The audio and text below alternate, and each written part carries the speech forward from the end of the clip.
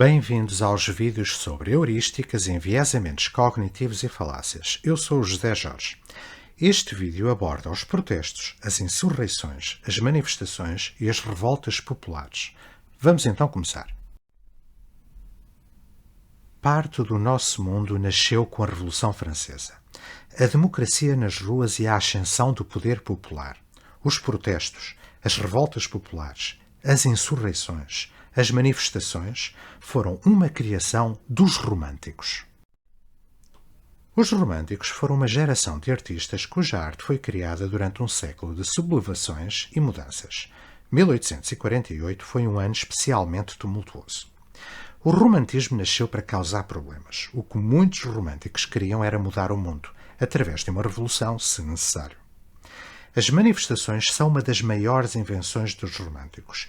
Elas envolvem o êxtase da multidão, a satisfação de defender uma causa comum e a marcha imparável da fraternidade do povo.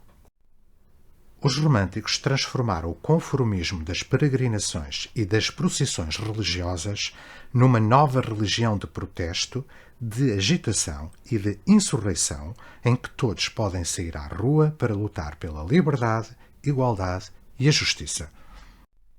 E havia um novo ícone poderoso dessa nova religião, pintado por Eugène Delacroix depois da Revolução de 1830 em Paris.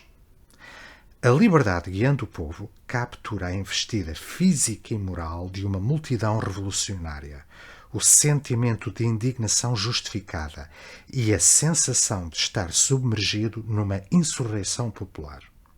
O quadro mostra o soberano de uma nova era, a majestade do povo personificado e liderado pela liberdade.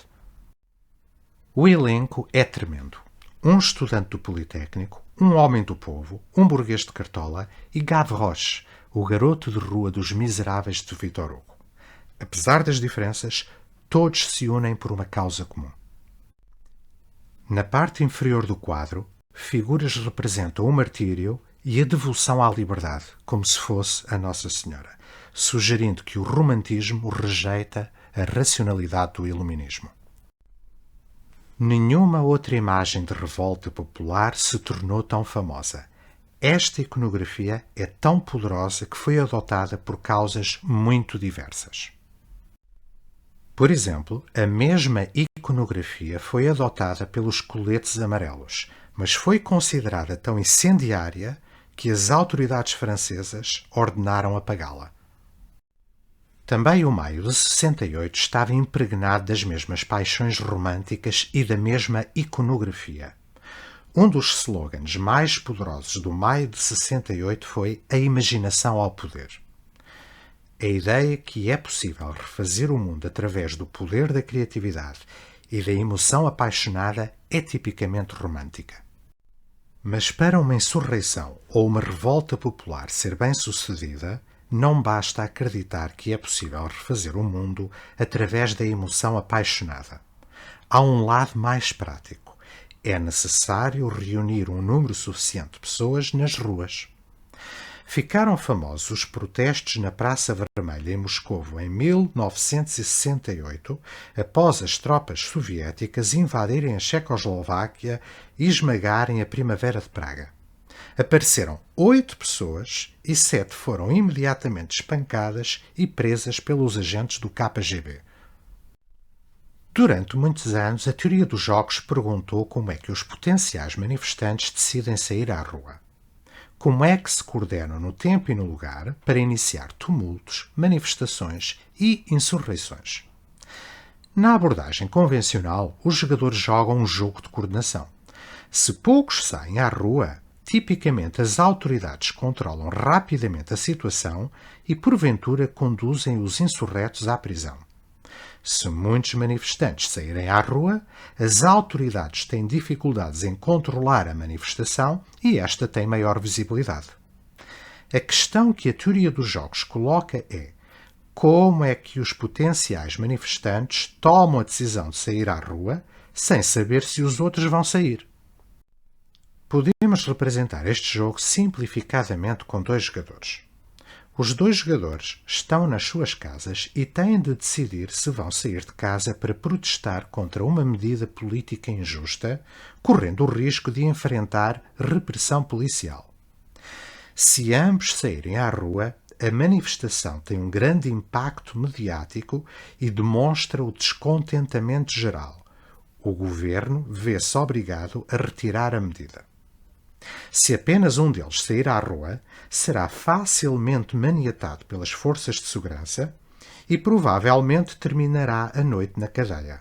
Será acusado de terrorismo e o governo leva a cabo a sua medida. Se ambos ficarem em casa, a medida injusta também é implementada. Esta situação estratégica pode ser representada por uma matriz. A matriz representa um jogo de coordenação que tem dois equilíbrios de Nash. Num dos equilíbrios, ambos os jogadores saem à rua e têm um ganho igual a 2. No outro equilíbrio, ambos ficam em casa e têm um ganho igual a 1. Dada esta multiplicidade, qual equilíbrio vai ser jogado? Os avanços modernos na teoria dos jogos atribuem um papel central à informação pública. Para tomar a decisão de sair à rua em protesto, são necessários dois ingredientes. Primeiro, os meus ideais e o mérito da iniciativa. Segundo, estimar a probabilidade de os outros potenciais manifestantes decidirem sair à rua. Mesmo que eu acredite no mérito da iniciativa, eu só sairei à rua se acreditar que muitos potenciais manifestantes também decidem sair à rua simultaneamente comigo. E para estimar a probabilidade de os outros potenciais manifestantes decidirem sair à rua, os indivíduos utilizam informação pública, por exemplo, como aquela que aparece nos jornais ou na televisão.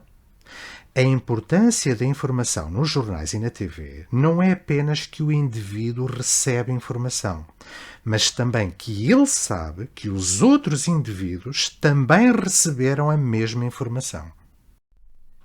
Quando as imagens chocantes da invasão da Ucrânia surgiram na televisão, muitos europeus indignados saíram para a rua espontaneamente para formar manifestações. Tal provavelmente não teria ocorrido se a informação não tivesse sido difundida de forma tão generalizada ou se tivesse sido parcialmente censurada. Na Europa Ocidental, as pessoas acreditaram que outras pessoas também sairiam à rua em sinal de solidariedade e protesto. As autoridades russas tiveram o cuidado de censurar a informação difundida nos mídias russos, banindo palavras como guerra ou invasão, e substituindo-as por Operação Militar Especial. Sem essa fonte de informação pública, é mais difícil aos potenciais manifestantes tomarem a decisão de sair à rua para realizar manifestações espontâneas.